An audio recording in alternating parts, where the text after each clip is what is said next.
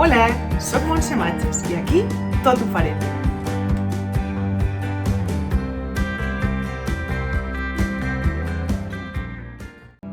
Avui us presento la cistelleria de paper.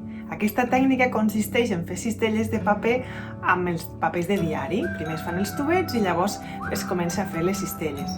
Les reines de la cistelleria de paper són les maestres tejedoras russes, com per exemple Elena Tashenko, que va ser la que vaig seguir per aprendre tota aquesta tècnica.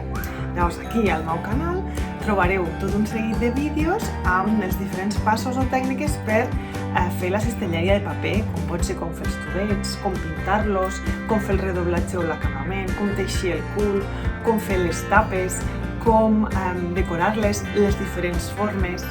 Així que espero que us agradi.